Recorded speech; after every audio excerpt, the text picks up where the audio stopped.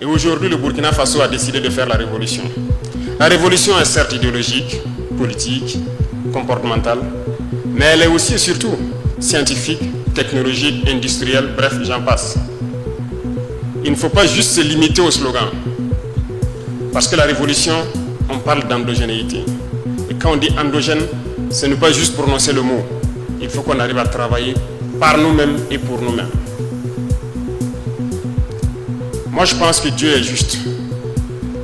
Il a créé tous les hommes égaux. Nous avons les mêmes organes. Seulement, au niveau du cerveau, je pense que scientifiquement encore, que la plupart d'entre nous n'exploitent pas 10% du potentiel de leur cerveau. Et c'est en travaillant qu'on arrive à exploiter le potentiel du cerveau. Mais reconnaissons que nous sommes beaucoup paresseux. Nous ne travaillons pas. Certes, à partir d'un temps, regardez même au Burkina, on nous a amené des concepts pour nous dire qu'un homme ne doit pas travailler plus de 6 ou 8 heures par jour. Et on a adopté ça. Et on lutte pour ça. On n'est pas sérieux là.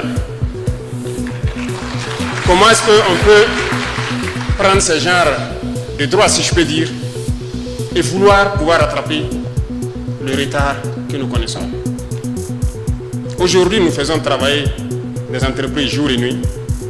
Des travaux qui se faisaient en 3 ans, on les fait en moins d'1 an. De toute façon, mais vous travaillez jour et nuit. Pour des chantiers qui devaient peut-être faire 10 mois, ils le font en 1 mois. C'est bien possible. Vous savez, ils sont venus nous flatter, nous endormir avec beaucoup de concepts. Il va falloir s'en départir. C'est ça aussi la révolution. Si nous voulons rattraper notre retard, il faut qu'on se remette au travail. L'Afrique peut pas être le berceau de l'humanité. Dieu ne nous a pas créés bêtes. Il nous a donné tous des cerveaux autant que eux. Mais nous refusons d'exploiter le potentiel de nos cerveaux. Certes, ceux qui se distinguent par un coefficient intellectuel différent de la moyenne, au-dessus de la moyenne je dirais, s'en sortent, mais très souvent, ils sont pêchés par les impérialistes pour aller travailler pour eux. Et par manque de patriotisme pour certains, ils acceptent de partir. Pour d'autres, l'espace aussi n'était pas propice à ce qu'ils puissent s'exprimer ici.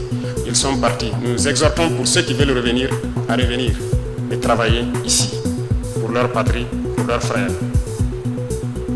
Moi, je suis venu pour encourager la recherche, pour encourager l'innovation, pour encourager la technologie.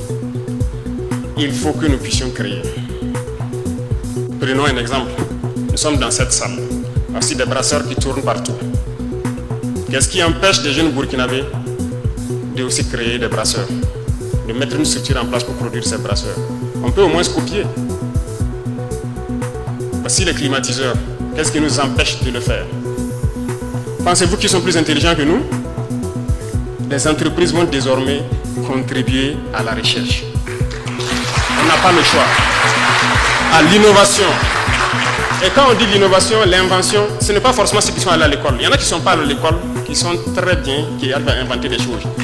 C'est pourquoi ces centres sont mis en place pour les recenser, les donner un peu de science, de connaissances scientifiques aussi, et les permettre de s'installer et fabriquer ce que nous voulons. Nous ne pouvons pas continuer dans ce élan. Et ceux-là qui importent les meubles, comme je l'ai dit tout de suite, je vous invite à trouver de bons menuisiers ici, faire de bons groupes, commencer à financer pour fabriquer les qualités que vous voulez. Vous ne pourrez pas importer et compter sur le marché de l'État et des institutions. Si je prends quelqu'un qui part passer un marché, c'est à ses risques et périls.